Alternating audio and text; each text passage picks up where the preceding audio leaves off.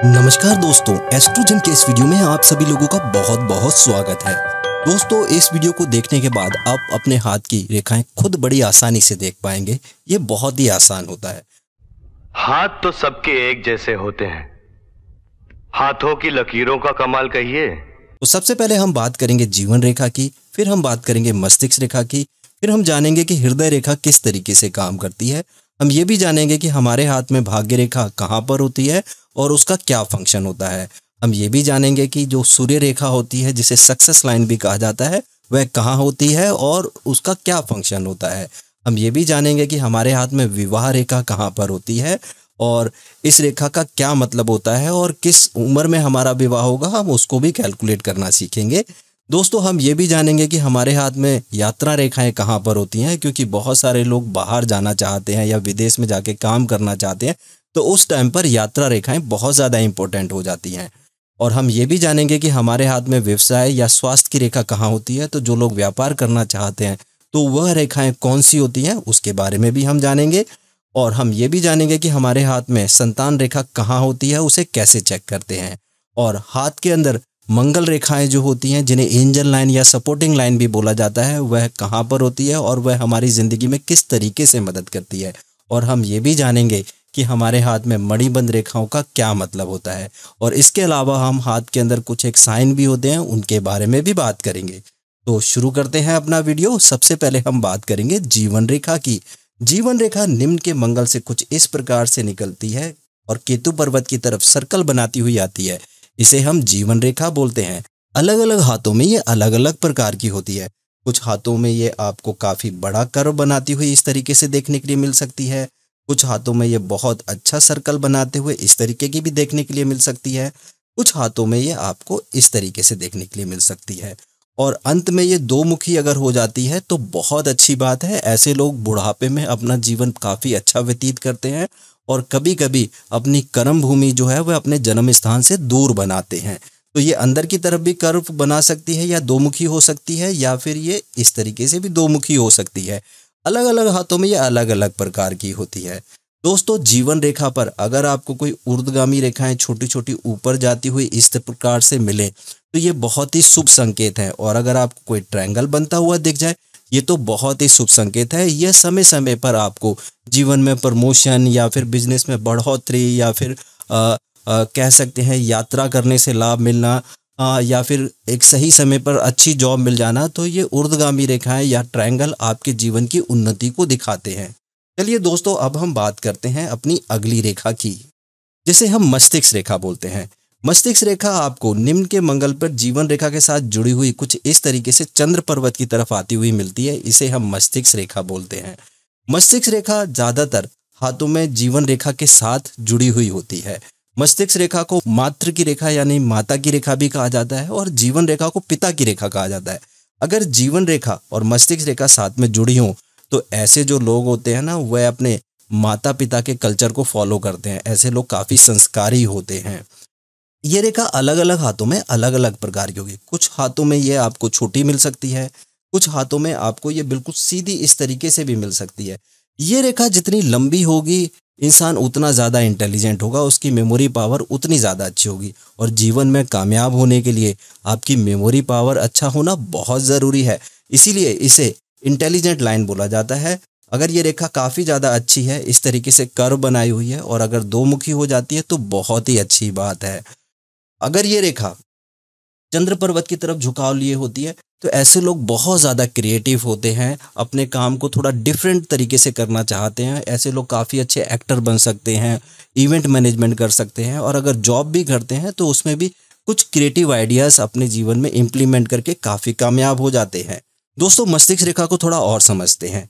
दोस्तों, अगर मस्तिष्क रेखा जीवन रेखा से थोड़ी दूरी बना के चलती है, कुछ इस प्रकार से, वो दोनों मिलती नहीं है और थोड़ा सा गैप बना के चलती हैं, तो यह गैप इंसान की स्वतंत्रता को दिखाता है। यानी कि ऐसे लोग फ्रीली होके काम करना पसंद करते हैं, अपने निर्णयों पर खुद काम करना पसंद करेंगे, अपनी अलग से पहचान बनाने की कोशिश करते हैं। तो ऐसे लोग अपने जीवन में कामयाब तो बहुत होते हैं, लेकिन कभी कभी रिश्तों में थोड़े बहुत पिछड़ जाते हैं। तो ये रेखा जितनी ज़्यादा दूर होगी जीवन रेखा से, ऐसे लोग उतने ज़्यादा वैचारिक स्वतंत्रता वाले होंगे, यानी कि सेल्फ डिसीजन लेने वाले होंगे और अपने डिसीजन में बाकी लोगों को इन्वॉल्व नहीं करेंगे। लेकिन ज़्यादातर हाथों में तो ये हमें जीवन रेखा के साथ ही मिलती है।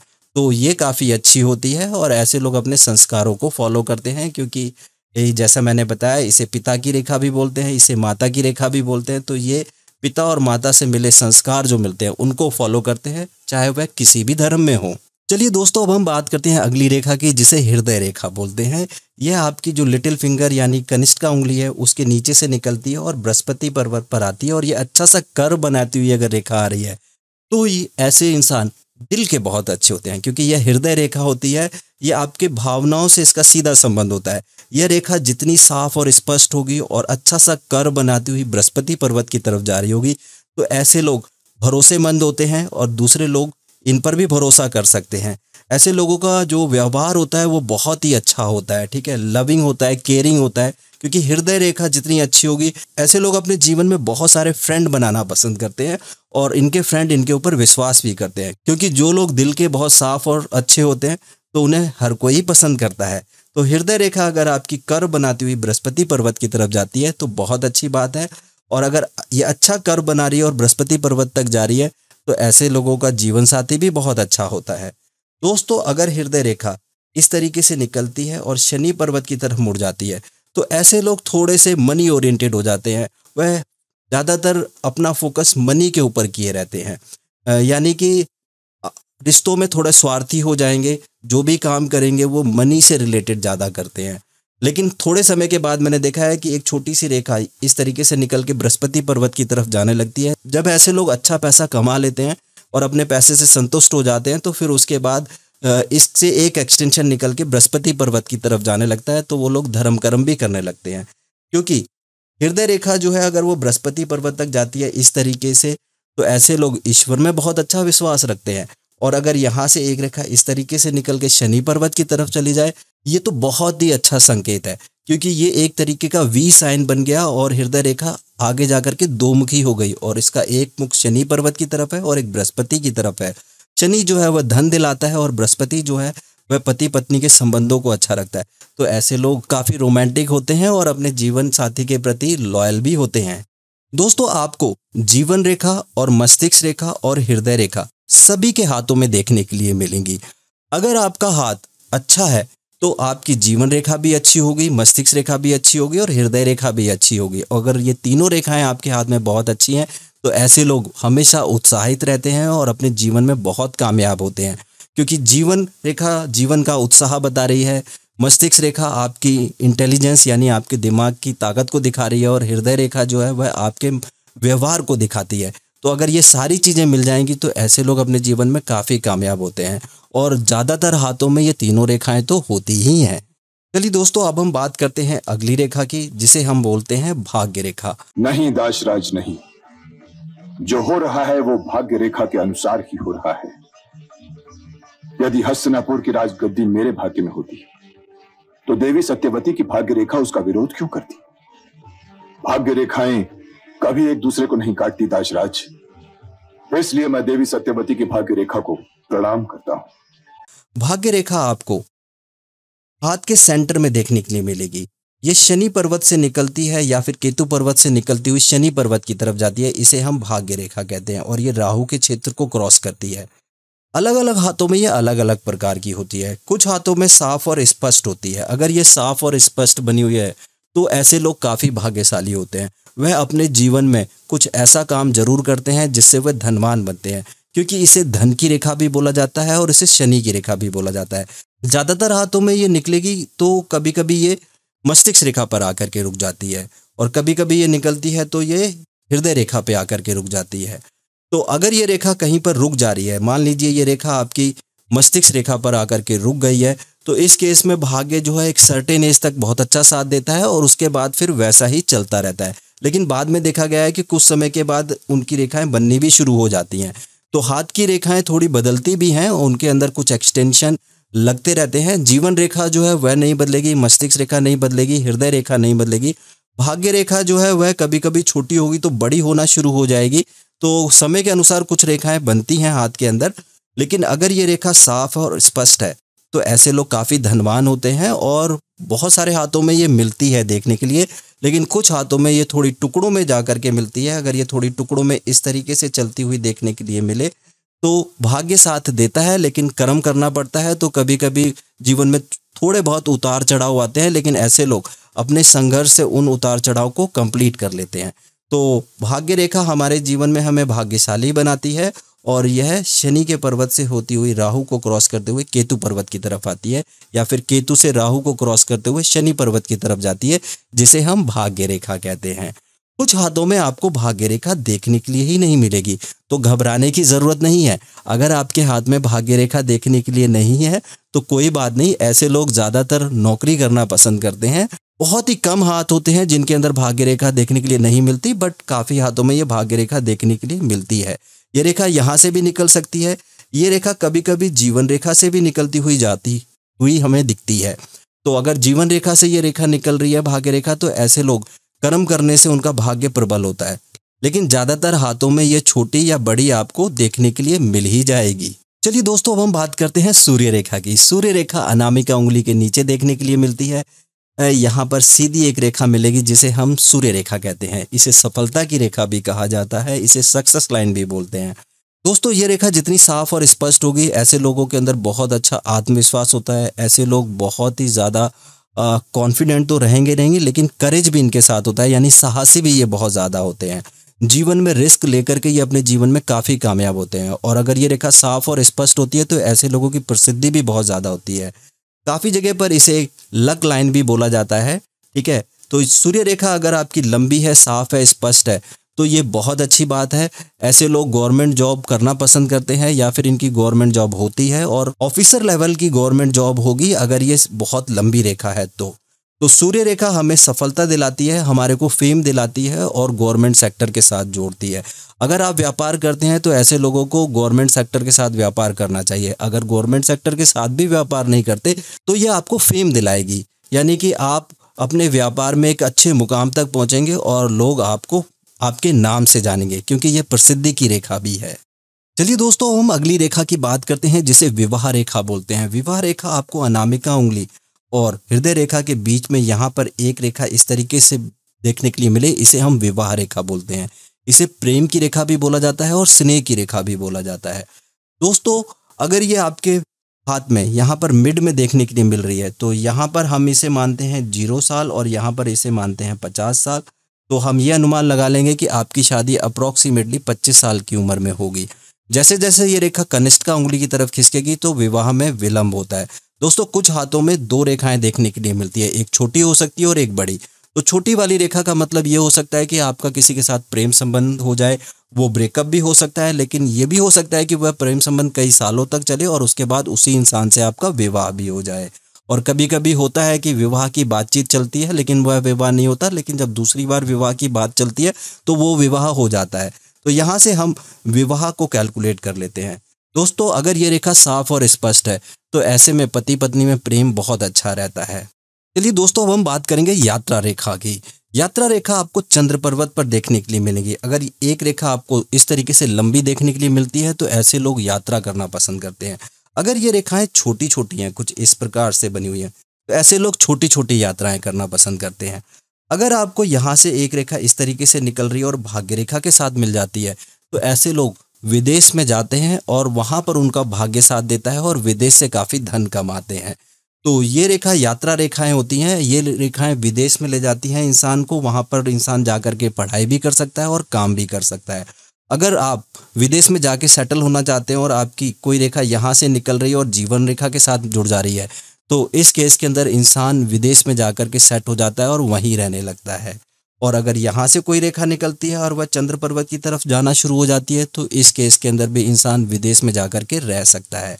और अगर आपको यहाँ से कोई रेखा इस तरीके से निकलती हुई दिखती है जो कि एक भाग्य रेखा की तरह ही है तो ऐसे लोगों का भाग्योदय शादी के बाद होता है। शादी के बाद जब पार्टनर इनकी ज़िंदगी में आता है तो इनकी लाइफ में बड़ी स्पीड से परिवर्तन होते हैं। इनका घर बन जाता है, प्रमोशन मिलने लगता है, व्यापार में दिन दूनी रात चौगनी तरक्की होने लगती है, यानी कि भाग्योदय शादी के बाद होता है।